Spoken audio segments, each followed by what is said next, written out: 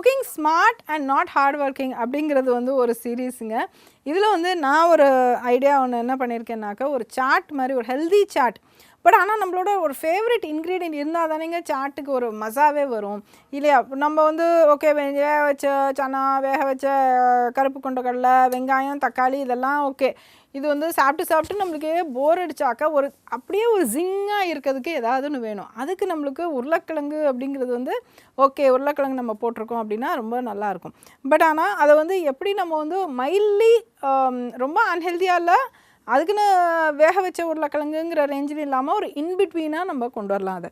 So இதுக்கு வந்து நம்ம பேபி பொட்டேட்டோ ஸ்டிர் ஃப்ரை பண்ணின ரெசிபி அடாப்ட் பண்ணி ஓகே. ஸோ நம்ம இப்போ என்ன பண்ண போகிறோன்னா, இதை ஒன்றையும் நம்ம சாட் ரெடி பண்ணுற வரைக்கும் இது நல்லா ரோஸ்ட் ஆக போகுது. இதை என்ன பண்ண போகிறோன்னா, ஒன்றொன்றையும் நம்ம மேஷ் பண்ணி வைக்க போகிறோம். Not mash everything together, ஆனால்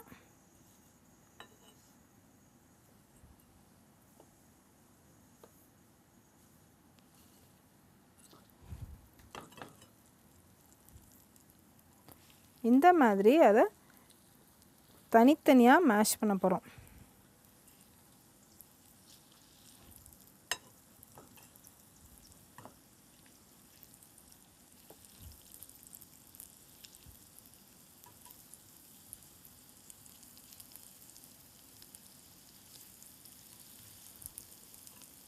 ஓகே.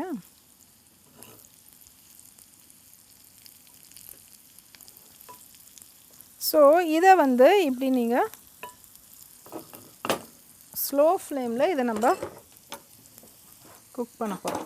ஸோ இந்த சாட்டுக்கு தேவையான இன்க்ரீடியன்ஸ் என்னென்னு பார்த்தீங்கன்னா, வேக வச்ச உருளைக்கிழங்கு, வேக வச்ச கொண்டக்கடலை, வேக வச்ச கருப்பு கொண்டக்கடலை, வெங்காயம், தக்காளி, garam masala, red chilli powder and paneer. So இதுதான் இதுக்கு தேவையான பொருட்கள். ஸோ இன்பிட்வீன் நம்ம வந்து இந்த பன்னீர் ஸ்டிக்ஸையும் வந்து இந்த மசாலாலேயே நம்ம வேக வச்சு எடுத்துக்கலாம். ஸோ தட் இதில் வந்து நம்ம பீனட்லாம் ஆட் பண்ணல, பட் அதுக்கு பதிலாக ஒரு சூப்பரான ஒரு ப்ரோட்டீன் ஆட் பண்ணுறோம், விச் இஸ் பன்னீர்.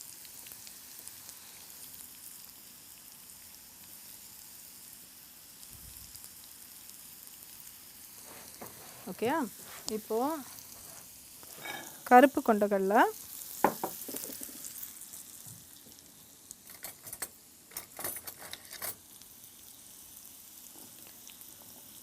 வெள்ளை கொண்டக்கடலை, தக்காளி கொஞ்சமாக,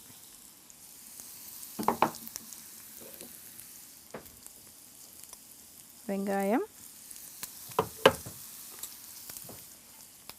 செவ் மிளகாத்தூள்,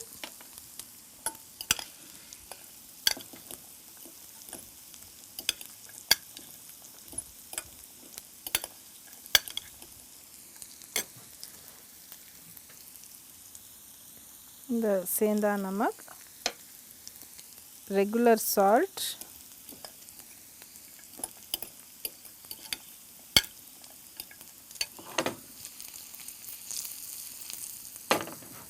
ஸோ இப்போ இது எல்லாத்தையுமே வந்து திருப்பி நல்லா ரோஸ்ட் ஆயிடுச்சுது.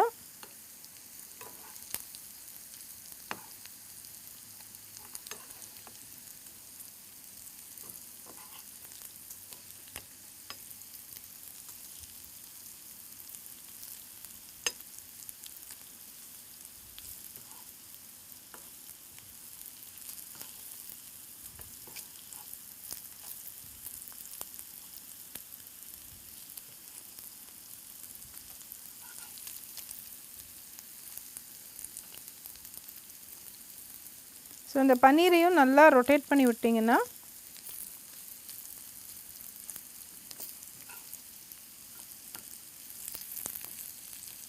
ஸோ இது நல்லாவே ஹீட் ஆகிடுச்சு. ஸோ நான் இது வந்து இது இனஃப், இது இந்த ஹீட்டில் இது வந்தாலே சரியாக இருக்கும். இது ரெண்டாவது வந்து இப்போ நம்ம எல்லாமே ஆட் பண்ணிட்டோம். இன்னும் கொஞ்சம் ஃப்ரெஷ் ஹர்ப்ஸ் ஆட் பண்ணிக்கலாம். புதினா,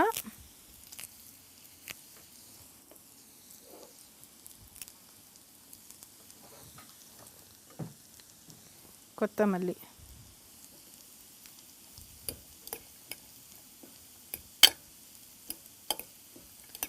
ஸோ இதோட வாசனையே செம்மையாக தூக்கலாக இருக்குது, ரொம்ப நல்லா இருக்குது. இதில் இதை ஆட் பண்ணும்போது உண்மையிலே டாப் டக்கர் ஆயிருங்க. ஸோ இதை வந்து if you like lot of this மசாலானா you can add it with the masala, இல்லைன்னா அப்படியே ப்ளெயினாகவே விட்டுடலாம் அதை.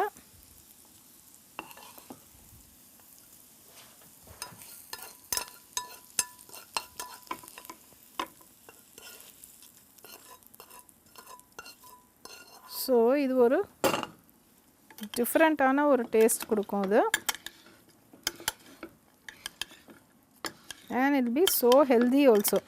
ஹெல்தி ஏன் அப்படின்னாக்க வந்து இந்த டிஷ்ஷோட ஆவரேஜ் எடுத்து பார்த்தோன்னா இந்த உருளைக்கிழங்கு பன்னீர் ரோஸ்டடாக இருக்குது, ஆல்மோஸ்ட் ஃப்ரைடாக இருக்குது, but it's not deep fried. But ஆனால் வந்து இதை கொஞ்சம் நியூட்ரலைஸ் பண்ணுறதுக்கு வெந்த கருப்பு கொண்டக்கடலை இருக்குது, வெந்த ஒயிட் கொண்டக்கடலை இருக்குது, ஃப்ரெஷ் ஆனியன் இருக்குது, இதெல்லாம் இருக்கிறனால வந்து இந்த டிஷ்ஷோட கேலரி வேல்யூ வந்து நல்லா ஆவரேஜ் அவுட் ஆகி நீங்கள் வந்து like you can have the cake and eat it too மாதிரி. லைக் நீங்கள் பொரிச்ச உருளைக்கிழங்கும் சாப்பிட்ட சுவை இருக்கும், but at the same time உங்களுக்கு அது கொஞ்சம் கண்ட்ரோல்லையும் இருக்கும் அது. ஏன்னா நீங்கள் வந்து ஆக்சுவலாக ஒரு ஸ்பூன் இது வந்து நார்மலாக சாப்பிடும்போது இந்த கருப்பு கொண்டக்கடலையும் வெள்ளை கொண்டக்கடலையோட ப்ரோட்டீன் வந்து போய் நல்லா சாஷிட்டி கொடுக்கும். At the same time okay உங்கள் ஆசைக்கு வந்து நீங்கள் ஒரு ஃப்ரைட் ரோஸ்டட் உருளைக்கிழங்கு சாப்பிட்ட மாதிரியும் இருக்கும். ஸோ அதனால் வந்து it's mix of heaven and hell together அப்படிங்கிற மாதிரியான ஒரு ரெசிபி. ஓகே, ஸோ நேர்களே, I think we have really created a super recipe. So you take care and நீங்கள் நிகழ்ச்சியை தொடர்ந்து பாருங்கள். நாங்கள் உங்களை அடுத்த வாரம் மீண்டும் சந்திக்கிறோம் with yet another nice and different recipe. Until then you take care.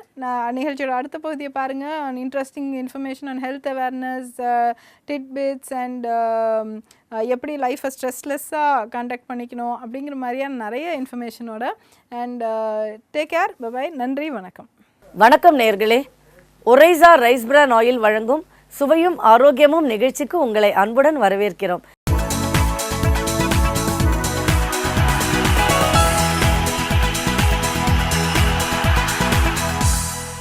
இன்னைக்கு நம்ம நிகழ்ச்சிக்கு டாக்டர் அரவிந்த் ராதாகிருஷ்ணன் அவர்கள் வந்திருக்காங்க. அவங்க கிட்ட நம்ம சந்தேகங்களை கேட்டு தெளிவு பெறலாம். வாங்க நேயர்களே, நிகழ்ச்சிக்கு போகலாம். வணக்கம் டாக்டர். வணக்கம் மேடம். வணக்கம் நேயர்களே. சார், இப்போது நம்மளுடைய லைஃப்பை நீங்கள் பார்த்தீங்கன்னா போஸ்ட் கோவிடுன்றது ஒரு பயங்கரமாக பிரிக்கலாம் நம்ம. ஸோ இந்த கோவிடுக்கு அந்த கோவிட் போது எல்லாருமே ஒர்க் பண்ணணும்னு சொல்லிட்டு ஒர்க் ஃப்ரம் ஹோம்ன்ற ஒரு கான்செப்ட் வந்தது. ஸோ இது இப்போது இந்த கார்பரேட்லேயும் ஐடி ஃபீல்டுலேயும் அதே கண்டினியூ ஆகி ஒர்க் லைஃப் பேலன்ஸ் அப்படின்னு சொல்கிறாங்க, அது வேணும் லைஃப்லங்கிறாங்க. இப்போ பார்த்தா யாருக்குமே அது கிடைக்கல. 15 hours 16 hours வேலை செஞ்சு ஒரு ரேட் ரேஸ் மாதிரி சர்வைவல், அதுக்காக அவங்க ரொம்ப உழைக்க ஆரம்பித்து தே லூஸ் தேர் ஹெல்த், மென்டல், இது எல்லாமே போயிடுறது. ஆஸ் அ டாக்டராக இதை நீங்கள் எப்படி பார்க்குறீங்க? இதுக்கு என்ன ரெமெடி டாக்டர்? ஸோ இப்போது இந்த ஒர்க் ஃப்ரம் ஹோம் கல்ச்சரோ இல்லை இந்த ஒர்க் லைஃப் பேலன்ஸ் மிஸ் ஆகிறதுக்கு 2 மெயின் ரீசன்ஸ் இருக்குது. ஒன்று வந்து நம்ம இன்டர்நெட் பூம் 2015-16 அப்புறத்துலேருந்தே இன்டர்நெட் எல்லார் கையிலையும் இருக்குது. ஆஃபீஸுங்கிறதே கையில் வந்துருச்சு, ஸ்மார்ட் ஃபோனில் வந்துருச்சு. இதுக்கு மேலே நீங்கள் சொன்ன மாதிரி மேடம், போஸ்ட் கொரோனா, இந்த போஸ்ட் கோவிட் பேண்டமிக் நிறைய பேர் வந்து ஒர்க் ஃப்ரம் ஹோமை ப்ரிஃபர் பண்ண ஆரம்பித்தாங்க அந்த பீரியடில். ஏன்னா ஒரு ஹெல்த் சேஃப்டி இருந்துச்சுன்னு. பட் போக போக என்னென்னா நிறைய ஃபார்ம்ஸுக்கு நிறைய இண்டஸ்ட்ரீஸ்லாம் என்னென்னா ஒர்க் ஃப்ரம் ஹோமே பெட்டராகிருச்சுன்னு ஃபீல் பண்ணாங்க. அது இப்போது ஒரு ஆல்மோஸ்ட் ஒரு 5 years ஆக போகுது இந்த மாதிரி ஒர்க் ஃப்ரம் ஹோம் கல்ச்சர் வந்ததுனால. நாங்கள் எங்கள் மெடிக்கல் ஃபீல்டில் என்ன பார்க்குறோன்னா ஹை ரேட் ஆஃப் ஆங்ஸைட்டி வர ஆரம்பிச்சிருக்கு. ஏன்னா பீப்புள் வந்து are using their phones a lot and அவங்களுக்கு இது ஒரு ஃப்ரீ டைம், இது ஒரு ஒர்க் டைமுங்கிற ஒரு பேரியரே இல்லாமல் போயிடுச்சு.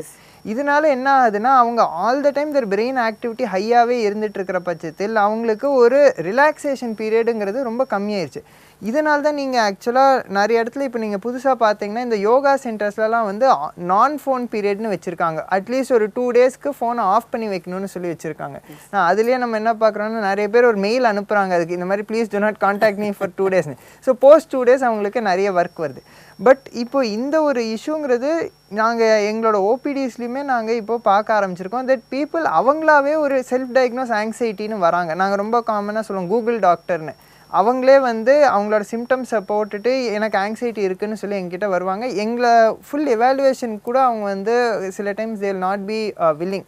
இந்த மாதிரி கண்டிஷனில் நம்ம இந்த ஒர்க் லைஃப் பேலன்ஸை நம்ம இன்கல்கேட் பண்ணும் போதும் அதே நேரத்தில் இந்த ஸ்ட்ரெஸ்ஸை குறைக்கிறதுக்குமே நம்ம வந்து ஒரு ஃபுல் ஃப்ளெஜ்ட் எக்ஸாமினேஷன் தேவைப்படும். அப்படி இருந்தால் தான் நம்மளுக்கு என்ன காசுன்னு தெரிஞ்சு நம்மளால் பண்ண முடியும். அந்த இம்ப்ரூவ்மெண்ட்டுக்கு என்னென்னா சில நான் ஃபார்மகலாஜிக்கல்னு சொல்லுவோம், மருந்தே கொடுக்காமே இந்த ஸ்ட்ரெஸ் ரிடியூஸ் பண்ணுற சில மெக்கானிசம்ஸ்லாம் இருக்குது. எக்ஸாம்பிளாக பிஹேவியரல் தெரப்பி, காக்னிட்டிவ் தெரப்பின்லாம் இருக்குது. இவங்களுக்கு வந்த இஷ்யூங்கிறது ஒரு நான் ஆர்கானிக் காஸ், தட் இஸ் ஒரு இல்னஸ் கிடையாது. டெங்கு காய்ச்சல்னால் ஒரு வைரஸ் இருக்குது, மலேரியானா ஒரு கிருமி இருக்குது. ஆனால் இவங்களுக்கு இருக்கிறது வந்து நார்மலாக ஒரு ஃபோன் பார்க்குறதுனாலையோ இல்லை ஒர்க் அதிகமாக பண்ணுறதுனால ஜஸ்ட் ஒரு ஸ்ட்ரெஸ்ட் அவுட் பீரியட் தான். நம்ம ஆங்ஸைட்டி இல்லை டிப்ரெஷன்னு சொல்கிற அளவுக்கு ஒரு சைக்காட்ரிக் இல்னஸஸ் சில பேருக்கு இருக்கலாம், சில பேருக்கு அதோட முன்னெச்சரிக்கையாக கூட இருக்கலாம். அதுக்கு முன்னாடியே நம்ம அதை தவிர்க்க முடியும். அதுக்கு people should be open to behavioural and cognitive therapy. Very simple. நம்ம வந்து பேஷண்ட்ஸ் கிட்ட ஜஸ்ட் பேச தான் போகிறோம். பேசி அவங்களோட என்ன இஷ்யூங்கிறது அவங்களே வந்து திங்க் பண்ண வைக்க போகிறோம். அப்படி திங்க் பண்ணும்போது அவங்களுக்கே ஓகே இதனால தான் எனக்கு வந்து ஸ்ட்ரெஸ்ட் அவுட் ஆகிறேன், நான் வந்து ஓகே 8 o'clock மேலே நான் கம்ப்யூட்டர் பார்த்தாலோ இல்லை ஃபோன் யூஸ் பண்ணாலோ எனக்கு வந்து ஸ்லீப் அஃபெக்ட் ஆகுதுன்னு அவங்களே அதை ஐடென்டிஃபை பண்ணி they will make necessary changes. இதில் எங்களுக்கு ஒரு மெடிசன் கொடுக்கணுமா எதுவுமே ஒரு இஷ்யூஸே இருக்காது. இல்லை நீங்கள் சொல்கிற மாதிரி இந்த பேலன்ஸை வந்து பண்ணுறதுக்கு நீங்கள் சொல்கிற மாதிரி வீக்கெண்ட்ஸில் ஃபேமிலியோட ஸ்பெண்ட் பண்ணி டைமை கொஞ்சம் அவங்களே தான் அது வரணும் இல்லையா? Yes madam. ஸோ இப்போ யூஸ்வலாக நம்ம வந்து ஸ்ட்ரெஸ்ஸர்ஸை குறைக்கணும்னா 3 things நாங்கள் சொல்லுவோம். ஒன்று வந்து ஃபேமிலிஸ், செகண்ட் வந்து ஃப்ரெண்ட்ஸ், தேர்ட் வந்து self period. That is families friend இல்லாமல் அவங்க வந்து ரிலாக்ஸ் பண்ணுற மாதிரி பீரியட், மெடிடேஷன், யோகா அதெல்லாமே தேர்ட் கேட்டகரியில் வரும். பியர்ஸ்னால் என்னென்னா ஃபேமிலிக்கு சில ரெஸ்பான்சிபிலிட்டிஸ் இருக்கும் ஒரு பர்சனுக்கு. ஸோ அதனால் அவங்களுக்கு ஃபுல் டைம் என்ஜாய்மெண்ட்டாக இருந்தாலுமே கொஞ்சம் ஒரு ரெஸ்பான்சிபிலிட்டியும் உள்ள மைண்ட்குள்ளே இருந்துகிட்டே இருக்கும். அது பியர்ஸ் ஆர் ஃப்ரெண்ட்ஸ் கிட்டே இருக்கிறது கிடையாது. அண்ட் ஃபஸ்ட் லேயர் வந்து ஃபேமிலி ஆஸ் யூஷுவல். நீங்கள் சொல்கிற மாதிரி நம்ம வந்து ஒரு வீக்கெண்ட்ஸில் ஒரு இது ஃபேமிலியோட ட்ரிப் போகிறதோ இல்லை ஈவினிங்ஸ் வந்து அட்லீஸ்ட் ஒன் மீல் டுகெதர்னு ஒரு கான்செப்ட் இருக்கும் எங்கள் மெடிசனில். அது மாதிரி ஒரு 1 meal together கான்செப்ட் யூஸ் பண்ணுறது, இதெல்லாம் பண்ணும்போது ஆட்டோமேட்டிக்காக ஸ்ட்ரெஸ் குறையும். அவங்க பண்ணுற ஒர்க்லேயும் அவங்களோட ப்ரொடக்டிவிட்டின்னு சொல்கிற இது தட் இஸ் 8 hours-குள்ளேயே 16 hours-ஓட ஒர்க் பண்ணிடுவாங்க. அந்த மாதிரி பண்ணும்போது அவங்களுக்கு அவுட்புட் நல்லா வரும்போது அவங்களுக்கு எக்ஸ்ட்ரா ஹவர்ஸ் ஒர்க் பண்ணுங்கிற தேவை இருக்காது. அதே நேரத்தில் அவங்களோட ஸ்ட்ரெஸ்ஸும் குறைஞ்சிரும். கரெக்டாக சொன்னீங்க. அவங்கள ரிலாக்ஸ் பண்ணிக்கணும். எக்ஸாக்ட்லி இல்லையா? இப்போ அதுக்கு தேவையே இல்லாமல் மெடிக்கேஷனுக்கு போயிட்டாங்கன்னா அவங்களால நார்மலாகவே வர முடியாது. நீங்கள் சொல்கிற அந்த பிஹேவியரல் சயின்ஸ் அதை அவங்க கரெக்டாக ஃபாலோ பண்ணாலே போதும். ஒரு குட் பாயிண்ட் இதில் என்னென்னா இப்போ வரைக்கும் நம்மளுக்கு இந்த ஆங்ஸைட்டி ரிலேட்டட் மெடிக்கேஷன், டிப்ரெஷன் மெடிசன்ஸோ சர்வசாதாரணமாக கிடைச்சிடாது. ஒரு பேராசிட்டமால் மாதிரி ஓவர் த கவுண்டர் கிடைக்கிறது கிடையாது. அதனால அது இன்னும் அந்த ஒரு பூம் இன்னும் வரல. இருந்தாலுமே நம்ம வந்து பேஷண்ட்ஸ் வந்து நம்ம doctors when they are trying to assess என்ன கண்டிஷன் இருக்கும்போது அவங்க செல்ஃப் டயக்னோஸ் பண்ணாமல் கொஞ்சம் ஓப்பனாக இருக்கணும். ஓகே இது ஆங்ஸைட்டி இல்லாமல் ஜஸ்ட் ஒரு சிம்பிள் ஸ்ட்ரெஸ்ஸாக இருக்கலாம், இல்லை ஒரு ஒர்க் எக்ஸாஷனாக இருக்கலாங்கிறதுக்கும் அவங்க வந்து ஓப்பனாக இருக்கணும். இந்த டியூரிங் நீங்கள் சொல்கிற அந்த 8 to 10 hours அவங்க ஒர்க் பண்ணும்போது it is only sedentary work, computer முன்னாடி உட்காந்துருப்பாங்க. But as a doctor apart from medicine அவங்க ரிலாக்ஸ் பண்ணுற மாதிரி சிம்பிள் எக்ஸசைஸோ இல்லை அது மாதிரி ஏதாவது பண்ணிக்கலாம் இல்லையா? ஸோ மேடம் இது ரிலாக்ஸேஷனுங்கிறது நம்ம பயோகெமிக்கலாக பார்த்தோன்னா ரொம்ப simple. Is oxytocin and dopamines. சரியா? இது எது ரிலீஸ் பண்ணுதோ அது எல்லாமே ரிலாக்ஸேஷன் தான். ஆஸ் சிம்பிள் ஆஸ் ஒரு 30 minutes வாக்கு இல்லைனா ஜஸ்ட் ஒரு ட்ரீ கடியில் போய் உட்கார்ந்தா கூட அது ஆக்சிடோசின் ரிலீஸ் பண்ணும். இது எல்லாமே நம்ம மைண்டில் தான் இருக்குது. நம்ம எதை ரிலாக்ஸேஷன் எடுத்துக்கிறோமோ அதுதான் அவங்களுக்கு ஆக்சிடோசின் ரிலீஸ் பண்ண போகுது. ஃபார் எக்ஸாம்பிள் சில பேர்லாம் என்னென்னா நிறைய ஒர்க் பண்ணிகிட்டே இருப்பாங்க, ஆனால் அவங்களுக்கு ஸ்ட்ரெஸ்ஸே இருக்காது. நிறைய பேர்லாம் சொல்லுவாங்க நான் 2 hours ஸ்லீப் போதும், எனக்கு 4 hours ஸ்லீப் போதும். அவங்களுக்கு என்னென்னா அவங்க பிரெயினை ரீவயர் பண்ணி அவங்களோட ஒர்க்கு தான் அவங்களுக்கு ரிலாக்ஸேஷன் அவங்க வந்து ரீவயர் பண்ணிக்கிட்டாங்க. ஸோ அவங்களுக்கு வந்து உட்காந்து படிக்கும் போதோ இல்லைனா ஒர்க் பண்ணும் போதோ இல்லை கம்ப்யூட்டரில் மெயில்ஸ் டைப் பண்ணும்போது they do not find it as a stress. அவங்களுக்கு அந்த நெகட்டிவ் ஹார்மோன்ஸ் போய் இந்த ஆக்சிடோசின் அந்த ஒர்க்லேயுமே இம்ப்ரூவ்டாக இருக்கும். அதனால தான் அவங்களுக்கு ப்ரொடக்டிவிட்டியும் இம்ப்ரூவ் ஆகுது. அதே மாதிரி ஜென்ரல் பப்ளிக்கு ஒரு 30 minutes walk at least 3 times a week தான் நம்ம வந்து ஜென்ரலாக ஹார்ட் அண்ட் பாடி ஹெல்த்துக்கு நம்ம வந்து சஜஸ்ட் பண்ணுறது. இதை தவிர்த்து நிறைய activities like just badminton or any light street cricket எது வேணாலுமே they can utilize for relieving stress. Doctor இப்போ நீங்கள் ஒரு செல்ஃப் டயக்னோசிஸ் நீங்களே கண்டிப்பாக நான் ஒத்துக்கிறேன். ஏன்னா எல்லாருமே தனக்கே இது வந்துடுச்சுன்னு சொல்லிட்டு டாக்டர்கிட்டயே போயிட்டு எனக்கு டாக்டரை முதல்ல எக்ஸாமினே பண்ண விடுறதில்ல. அவங்களே போயிட்டு எனக்கு இதுவாக இருக்குது, எனக்கு அதுவாக இருக்குமோ, எனக்கு ஸ்ட்ரெஸ்ஸாக இருக்குது, எனக்கு இந்த ஆங்ஸைட்டியாக இருக்குன்னு அதுக்கு இவங்களே கூகுளில் பார்த்துட்டு அவங்களே கேட்குறாங்க. ஸோ இதை அவாய்ட் பண்ண என்ன பண்ணணும்னு நீங்கள் நினைக்கிறீங்க? ஸோ மேடம், இது வந்து ஜென்ரல் க்யூரியாசிட்டி தான், இதை நம்ம தவிர்க்க முடியாது. ஸோ அது எங்களோட ப்ராக்டிஸுமே நாங்கள் அதை வந்து ஒரு சேலஞ்சாக தான் எடுத்துக்கிறது. தட் ஓகே, அவங்க வந்து இன்டர்நெட் பார்த்துட்டு ஒரு டயக்னோஸ் வந்திருக்காங்கன்னா அதுக்கு மேலே நாங்கள் அவங்கள கன்வின்ஸ் பண்ணணுன்னு தான் நாங்கள் நினைக்கிறது. பட் இருந்தாலுமே என்னென்னா, ஒரு காமன் அண்டர்ஸ்டாண்டிங்கோட நம்ம நினச்சோன்னா, ஒரு கார் கெட்டு போச்சுன்னா நம்மளா ட்ரை பண்ணுறது கிடையாது, நம்ம மெக்கானிக் கிட்ட கொண்டு போகிறது. நம்ம வந்து சொல்ல மாட்டோம் கார்பரேட்டர் கெட்டு போயிடுச்சு இல்லைனா பேட்டரி உட்காந்துச்சு, நம்மளா ஐடென்டிஃபை பண்ணுறது கிடையாது. மெக்கானிக் என்ன சொல்கிறானோ கேட்டுக்கிறது தான். Same with IT, any computer fault ஆனாலும் அதே மாதிரி பாடியில் ஃபால்ட் ஆகும்போது நம்ம வந்து ஒரு டாக்டர் மேலே ஒரு பிலீஃப் வச்சு தட் இந்த இஷ்யூ அவங்களுக்கு தெரிஞ்சு தான் இருக்கும். ஏன்னா நான் பார்த்த வரைக்கும் நிறைய தடவை ரெஃபரல்ஸ்னு வருவாங்க. ஒரு ஜூனியர் டாக்டர் யாராச்சும் ஒருத்தர் பார்த்துட்டு அவங்களால கண்டுபிடிக்க முடியலன்னா they will just refer the patient to a senior doctor ஒரு ஸ்பெஷலிஸ்ட். அந்த மாதிரிலாம் ஒரு சிஸ்டம் மெடிசனில் இருக்கும்போது அதை நம்ம பிலீவ் பண்ணி if we understand that doctor வந்து நம்மளுக்கு என்ன இஷ்யூ இருக்குங்கிறது தெரிஞ்சு தான் பண்ணுறாங்கங்கும்போது ஒரு டாக்டர் நம்ம ஆங்ஸைட்டி இருக்குன்னு நினச்சி நம்ம போகலாம். டாக்டர் வந்து ஆங்ஸைட்டி இல்லை, உங்களுக்கு சிம்பிளான ஒரு ஸ்ட்ரெஸ் தான் இருக்குன்னு அதை நீங்கள் பிலீவ் பண்ணாலே உங்களுக்கு எக்ஸாக்ட்லி உங்களோட half the disease is cured. நீங்கள் வந்து if you believe that what diagnosis is there is the actual diagnosis. So இதில் நிறைய ரீசன் நம்மளே ஆகிடுறோம் இல்லையா? நம்மளே முதல்ல ட்ரஸ்ட் பண்ணி டாக்டர்கிட்ட போகணும், அவங்க அதுக்கு தானே படிச்சுட்டு வந்திருக்காங்க, they know better than as. இந்த கூகுள் பண்ணுறதை அவாய்ட் பண்ண முடியல. உடனே நமக்கு ஒரு சிம்டம் வந்தால் அடுத்த நிமிஷம் அதை வந்து கேட்டுட்டு இது ஆக்சுவலாக தப்புன்னு சொல்ல முடியாது. அது ஒரு விதத்தில் வந்து எங்களுக்கு சில டைம் சீக்கிரமாகவே பேஷண்ட்ஸையும் கொண்டு வந்துடுறாங்க, ஒரு லீட் டைம்னு நம்ம அதை சொல்லுவோம். பட் இருந்தாலும் அந்த கூகுள் சொல்கிறத ஒரு பிஞ்ச் ஆஃப் சால்ட்னு சொல்லுவோம்ல, ஒரு எச்சரிக்கையோடு தான் நம்ம எடுக்கணும். நம்ம அதுதான் கரெக்டு, கூகுளோ இன்டர்நெட் சொல்கிறது தான் கரெக்டு, டாக்டர் வந்து டாக்டர்கிட்ட நம்ம போய் ஜஸ்ட் மெடிசனுக்காக தான் போகிறோங்கிற ஒரு மைண்ட் செட் வந்துட்டா. ஏன் இதை நான் ரொம்ப ஸ்ட்ரெஸ் பண்ணுறேன்னா, நிறைய டைம்ஸ் வந்து சில டிசீசஸ்க்கெலாம் ட்ரீட்மெண்ட்டுங்கிறது மெடிசின் தவிர்த்து இருக்குது. ஃபிசியோதெரப்பி இருக்குது, ஆர் இது மோட்டிவேஷன் இருக்குது, நான் சொன்ன மாதிரி பிஹேவியர் தெரப்பி இருக்குது, காக்னேட்டிவ் தெரப்பி இருக்குது. இதுக்கெலாம் வந்து ஒரு ட்ரீட்மெண்ட்டுன்னு ஒரு மெடிசின்னு எதுவும் கிடையாது. அந்த மாதிரி இருக்கும்போது நம்ம அதை பிலீவ் பண்ணாதான் நம்மளுக்கு வந்து ஒரு சைக்கோ தெரப்பிக்கோ இல்லைனா ஒரு தெரப்பி எனி இன்டர்பர்சனல் தெரப்பிக்கோ யூஸ்ஃபுல்லாக இருக்கும். வண்டர்ஃபுல் டாக்டர், ரொம்ப அழகாக, அதாவது இப்போ நீட் ஆஃப் த ட்ரெண்டிங்கில் இருக்கிற ஒரு டாபிக் இந்த ஒர்க் ஃப்ரம் ஹோம், இந்த ஆஃப்டர் கோவிட் வந்து எல்லாருமே ஃபேஸ் பண்ணுற ஒரு விஷயம். அதை ரொம்ப அழகாக எப்படி ஹேண்டில் பண்ணணுங்கிறத பியூட்டிஃபுல்லாக எக்ஸ்பிளைன் பண்ணிங்க. நேயர்களுக்கு ரொம்ப இன்ஃபர்மேட்டிவாக இருந்திருக்கும். ரொம்ப நன்றி டாக்டர். தேங்க்யூ.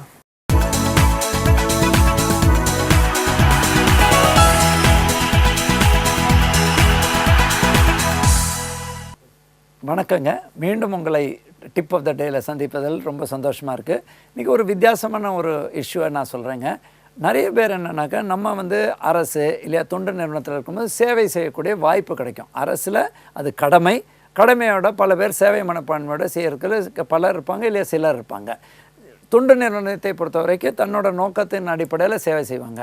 பட் இன்றைக்கி என்னோடய டிப் ஆஃப் த டே என்னென்னாக்கா, ஒவ்வொருத்தரும் அவங்களோட கெப்பாசிட்டிக்கு தகுந்த மாதிரி வாலண்டியர் பண்ணணும், தன்னார்வலர்கள் மாதிரி நம்ம தொண்டு பண்ணணும் அப்படிங்கிற ஒரு அட்வைஸை வந்து டிப் ஆஃப் த டேயாக நான் கொடுக்க சொல்கிறேன்.